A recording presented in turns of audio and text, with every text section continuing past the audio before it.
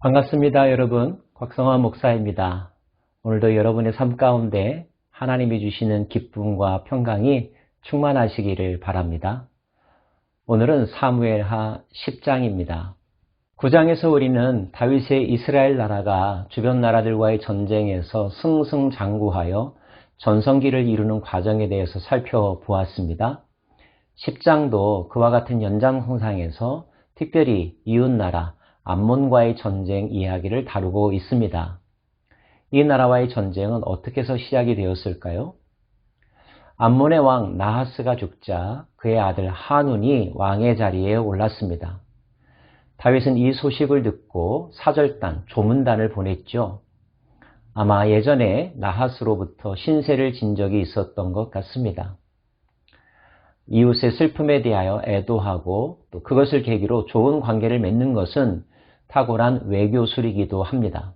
하지만 다윗의 호의는 그들에게 그대로 전달되지 않았습니다. 이를 의심하는 사람들이 있었고 왜곡하는 사람까지 있었죠. 신하들은 그들의 왕 한운에게 이렇게 말합니다. 오히려 이 나라를 염탐하려고 온 것이다. 그렇잖아도 지금 이스라엘이 점점 더 힘을 얻어가고 있는데 경계하지 않으면 안 된다라고 말이죠. 한운은 불안했습니다. 신하들의 말에 마음을 빼앗겼습니다. 결국 그는 조문단으로 온 사절단을 박대하였고 심한 모욕감까지 안겨주었습니다. 그들의 옷을 찢고 그들의 수염을 잘라버렸으니까요. 고대에 있어서 수염을 자른다고 하는 것은 예전 우리나라에서 머리에 상투를 자르는 것과 같았습니다. 얼마나 치욕스러웠을까요? 심지어 다윗은 이 소식을 듣고 사절단으로 하여금 바로 돌아오지 말고 여리고에 머물면서 정비하여 어느 정도 추스린 다음에 돌아오라고 말할 정도였습니다. 결국 평화의 관계가 유지될 수 있는 좋은 계기였음에도 불구하고 이 일이 어긋나는 바람에 이스라엘과 암몬 사이에는 전쟁이 일어나게 되었습니다. 다윗이 원래부터 의도했던 것은 아니었는데 말이죠. 살다 보면 이런 일들이 자주 일어납니다. 나의 선의가 왜곡되어서 상대방으로 하여금 공격을 자초하는 일들 말이죠. 무엇이 잘못된 것일까요? 기본적으로는 타인에 대하여서 경쟁 구도로 보는 자세에 문제가 있다고 볼 수가 있습니다. 상대방을 공존의 파트너로 보느냐, 함께 협력하여서 선한 뜻을 이루고자 하는 동역자로 보느냐, 아니면 단순히 경쟁자로만 보느냐, 나의 밥그릇을 빼앗아가는 적으로만 보느냐, 이 태도에 따라서 전쟁이 일어날 수도 있고 평화로운 우호조약이 맺어질 수도 있는 거겠죠. 암몬의 신하들은 이스라엘이 점점 더 강대해지는 것을 원치 않았습니다. 그들의 성공이 자신의 안전을 빼앗아갈 것이라고 생각을 했죠. 무턱대고 다른 사람에 대해서 믿고 의지하는 것도 문제가 있지만 지나치게 경계하고 모든 것을 적대시하는 것도 큰 문제입니다. 하나님은 우리가 더불어 협력하고 공동의 선을 위하여서 함께 노력하기를 원한다는 것 여러분 알고 계시죠? 할 수 있는 대로 주위 사람들과 평화롭게 지내시기를 바랍니다.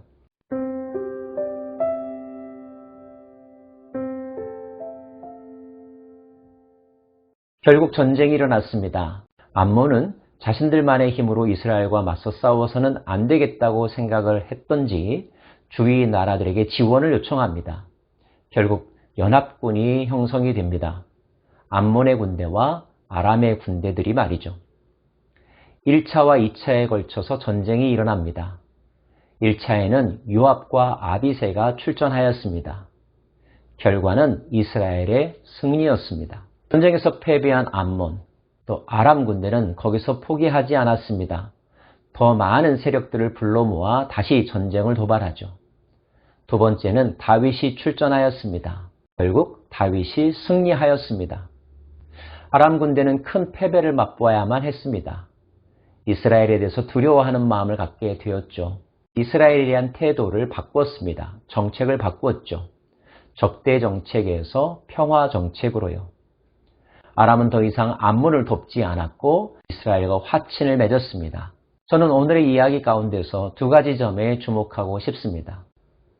첫째는 1차전에 나섰던 요압 장군이 자신의 동생 아비새를 격려하면서 그들의 군대에게 한 말입니다. 요압이 그 백성의 남은 자를 그 아우 아비새의 수하에 맡겨 암몬 자손과 싸우려고 진치게 하고 이르되 만일 아람 사람이 나보다 강하면 내가 나를 돕고 만일 암몬 자손이 너보다 강하면 내가 가서 너를 도우리라.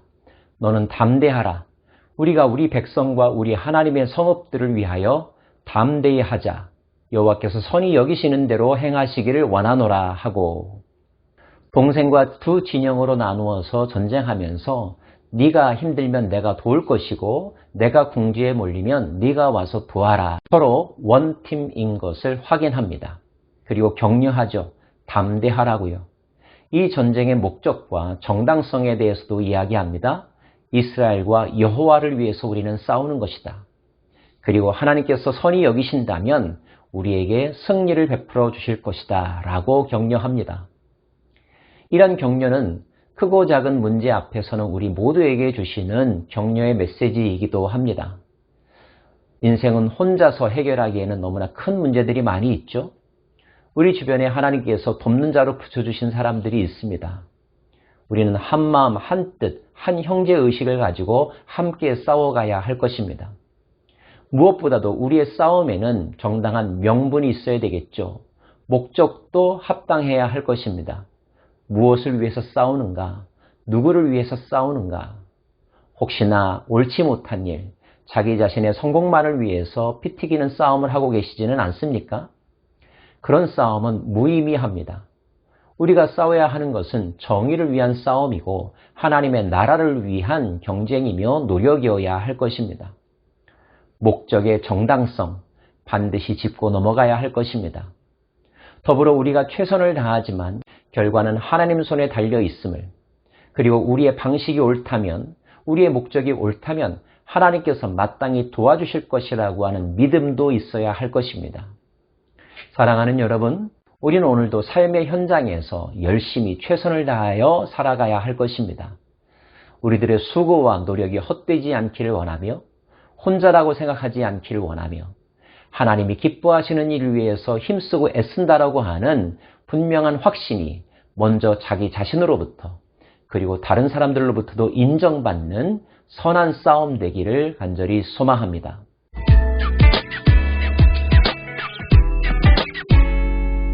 두 번째는 이 전쟁의 결과 평화가 유지되었다고 하는 결론입니다. 결국 평화는 힘을 바탕으로 하여서 가능하다는 사실을 깨닫게 됩니다. 아무리 좋은 뜻을 가지고 있어도 이것을 왜곡하는 사람들, 곡해하는 사람들은 있죠. 악용하는 사람들도 있습니다.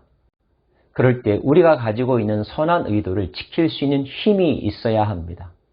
진리를 확장시킬 수 있는 능력을 갖추고 있어야 합니다. 우리가 강해야만 적들은, 사단은 무릎을 꿇게 될 것이고 우리에게 화친을 요청할 것입니다. 그렇다고 우리가 가지고 있는 힘이 물리적인 파워만은 아닙니다. 우리의 힘은 바로 사랑의 힘이죠. 진리 그 자체가 가지고 있는 힘입니다. 하나님의 말씀과 진리와 사랑으로 우리가 강력한 군대가 될 때 우리는 승리하게 될 것이며 적들은 무릎 꿇게 될 것이며 감동하게 될 것이며 우리 앞에 나와 화친을 요청하게 될 것입니다. 변화가 시작되는 것이죠. 오늘도 주위 사람들과의 관계에서 진리로 승리하시기를 바랍니다. 나약하지 마십시오. 강하고 담대하십시오. 하나님께서 진리를 기뻐하심으로 진리를 수행하기 위해서 노력하는 여러분도 기뻐하실 것입니다. 도와주실 것입니다. 반드시 승리하는 복된 하루가 되기를 간절히 소망합니다.